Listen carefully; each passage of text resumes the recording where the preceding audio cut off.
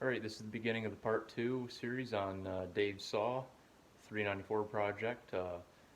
We agreed that we're going to install the stock 58mm big bore kit on the saw. We're going to run it and we're going to test it before we do any porting. Now I want to show you what I have written down for numbers that are stock on this cylinder, and also I'm going to show you what I think about this kit that I actually got for the saw. So stay tuned. So, I've got a highway kit, a big bore, 58mm for the saw.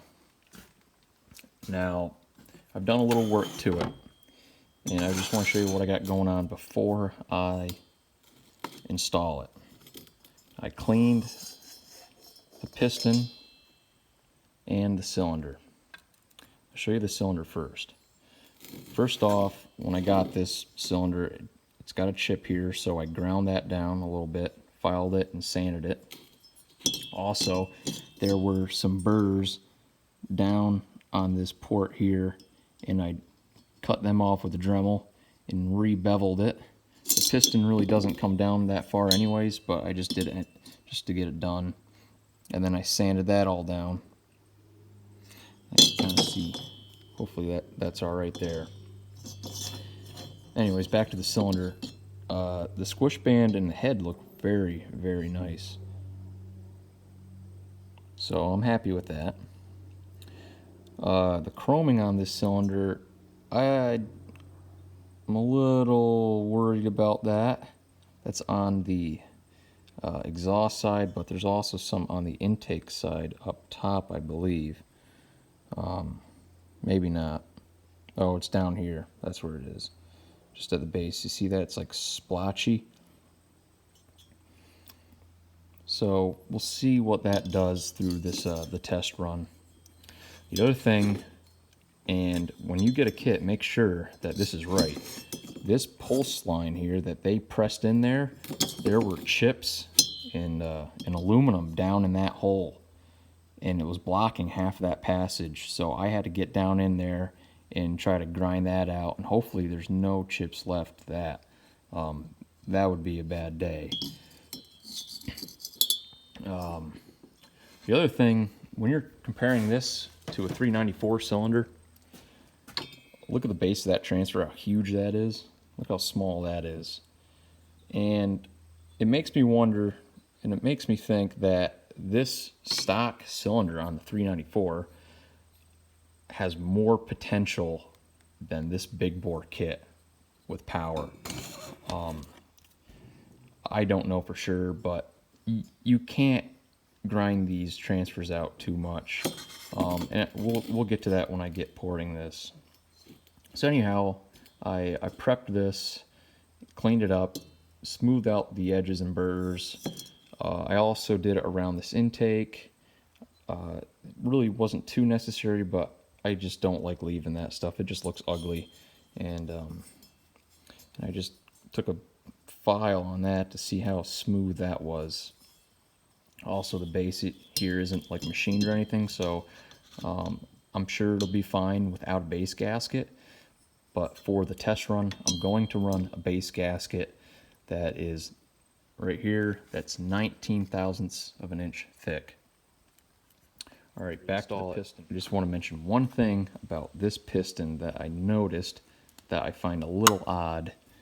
And we'll compare it right now to see if it's on this piston, which it isn't. All right. So look down here on this piston. Notice anything funny? See, look at this big block of aluminum down here. See that? It's like a square. All right. Now it's only on one side of the piston, and it's on the intake side. Now this piston's a little tough because I have the wrist pin in there, but you can see that webbing. But that aluminum's not in there. Why is that in there? Makes me think that I can grind that out of there when I go over with the porting process to even out the weight of this piston. Here. So what I did all the way around the piston here, first thing I did was get rid of the casting burrs on the inside of these port windows. And then I also went around the edges here with a file and just filed them down a little bit, and then went ahead and sanded them. And I did the same with the corners, rounded them off a little bit. Didn't get too fancy for now. Because it's a 58 millimeter piston, it's actually, from the wrist pin up, it's a taller piston than the stock 394. So when this piston comes down, when it comes down in this bore, it sticks up like that. You can just, that piston ring barely comes down. I don't think that's an issue, but for performance, there's that much flow that you're not getting, whereas the stock 394 piston comes down about there compared to here. So how much more flow you're getting out of that 394 stock, I think that's actually probably the better route to go. The stock 394 isn't a quad port, whereas this is. So that might have some gains there. These are the numbers for the 58 millimeter big bore without a gasket. When I took my numbers down for the 394 stock cylinder, the gasket changed the degrees by about 1. So when you add that gasket, it raises the exhaust roof. So if it opens at 108, it's actually going to open at 107 degrees, or about that. It's not perfect, but I can go off that. Anyhow, without a gasket, the exhaust opens at 108 degrees, duration of 144 degrees, closes at 252. The intake opens at 281, the duration of 157 degrees, 78 degrees it closes. Transfers open at 126 degrees, duration of 103 degrees, close at 229 degrees. The blowdown is 18 degrees between the exhaust opening and the transfer opening. Alright. I don't know if I already said this, but the base gasket is 19 thousandths of an inch. The squish band with a gasket, 19 thousandths of an inch, comes out to be about 48 to 50 thousandths of an inch. Before I install the piston rings on the piston and do that, I'm checking end gap. So I got my first ring in here installed. I'm checking the base of the cylinder, and I'm probably just going to end up checking the top of the cylinder. And so when you get your piston ring in there, square it up with your piston. You can push down a little bit. Alright. Now what you want, from what I have researched, you want between 5 thousandths. Alright, so it's 5 thousandths. It's larger than that because that easily fits through. And this is a 14 thousandths. I don't have a 15, but you want between 5 and 15 thousandths of an inch. And the 14 don't fit in here, so that's good. But the 5 thousandths does. Alright, I'm going to go ahead and check, do the rings, but I just want to show you how to do that. I checked my ring end gap in the cylinder. I got to get them in position so the pins line up. I'm just going to squeeze them in with my fingers. I don't have any special tools. What's next? The other thing is I got my clips in. I double checked to make sure they're in correctly, and they're also pointing down. The weight is on the bottom so they don't turn. Alright, got both sides in. That one's in good. Tip I got is whichever way you want to put the pin through the piston, put a clip in there on the one side so it's just already in there, and it'll give you a stop so you don't have to mess with that. This on this saw I went from the clutch drum side in towards the flywheel because there's a bar in the way here. Alright, so next I'm going to install the cylinder. Alright, So I've got my piston started in here, and I'm going to install my carburetor before I get it all the way down. It's kind of loose.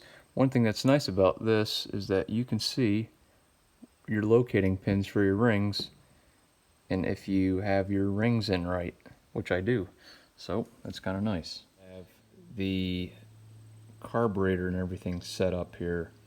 Now this is the 395 conversion. This is the 394 stock boot. The kit, if you want to get it from HL Supply, it just comes with everything, so it's very nice. Apparently it's all genuine Husqvarna brand, but not all the packaging said Husqvarna, so I'm kind of leery about that. Now, while I'm in here, what I want to show you here, well, two things, I guess. For whatever reason, I guess these brackets and stuff you must need for a 395. You don't need, if you're going from a 394 carburetor, which is WJ39, you're not going to need this throttle cable hold down. That's for the 395 cable, so that's junk. I just swapped it on this side. I haven't cut it off yet, probably will. There's also this little holder there. I guess I don't need that either. So anyways, there's this line here that's for the top to extend this. All right, and I have the two tabs on the bottom. I think that's right because it's a little cocked, so the carburetor is kind of going down into the engine. I believe that's how it goes.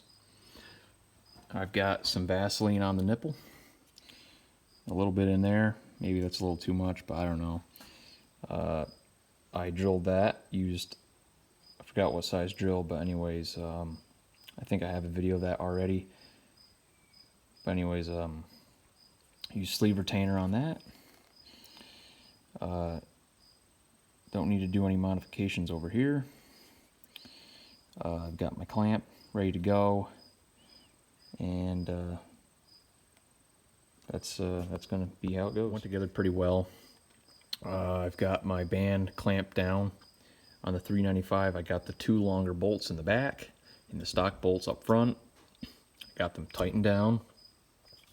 Double check always. Just make sure it goes up and down. For shits and giggles, go backwards. Make sure that works. All right, my pulse line is on. My fuel line is on.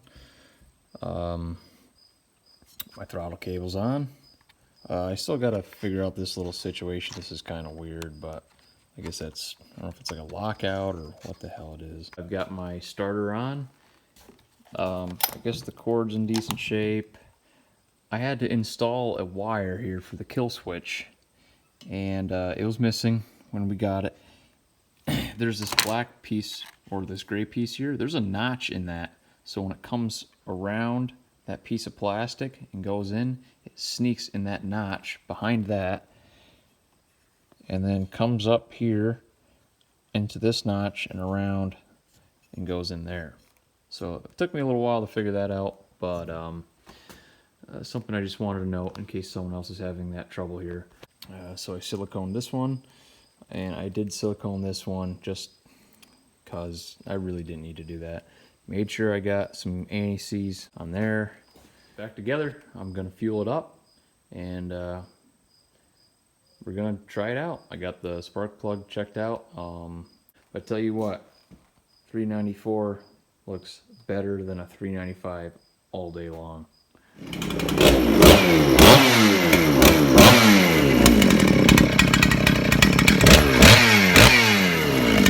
Alright, so there it is. We got it running. Next thing I just got to do is get the carburetor tuned up right. The low side isn't adjusting, so I'm going to take that apart. The next video, once I get that fixed, I got some hemlock and some maple I want to test the saw in, and I'm probably going to try the 24-inch bar and some 20-inch bars. I've got an 8-tooth sprocket. Obviously this has got the 7-tooth sprocket on it, 3/8 chain, and I might try to get some skip tooth chain. I'm kind of curious. I've never even tried it myself, so we'll see what happens.